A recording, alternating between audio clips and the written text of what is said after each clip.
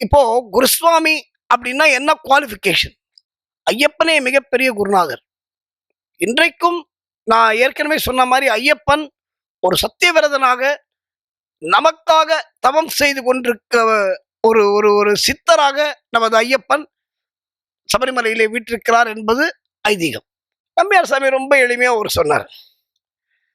நாங்க அவரை எல்லாம் குருசாமின்னு தான் எல்லாரும் கூப்பிடுவாங்க.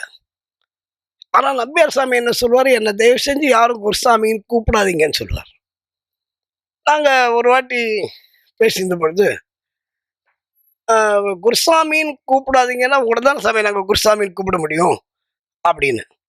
இன்னைக்கு இன்னைக்கு குருசாமியோட குவாலிஃபிகேஷன் என்ன அப்படின்னா, இன்றைய காலகட்டத்தில் முதல் வாட்டி போனா கன்னிசாமி, 3வது வாட்டி போனா மணிகண்டன் சாமின்றாங்க, 3வது மலைன்றாங்க. அது ஒவ்வொரு பேர் வச்சிருக்காங்க இப்போ புதுசா. ஒரு வாட்டி போனா கன்னிசாமி, 18 வாட்டி போனா குருசாமி நம்ம நினைச்சுட்டு இருக்கோம். இல்லைங்க, அந்த கணக்கு இல்லை. அப்ப என்ன கணக்கு? முதல் வாட்டி கன்னிசாமியா முதல் வாட்டி போறல்ல, அத மாதிரி 18 வருஷம் போகணும். 18 வருஷம் இப்ப மெடிக்கல் 4 வருஷம் படிக்கணும் இல்லையா? 4 வருஷம் படிச்சு முடிச்சாதான் நீ எம்பிபிஎஸ்.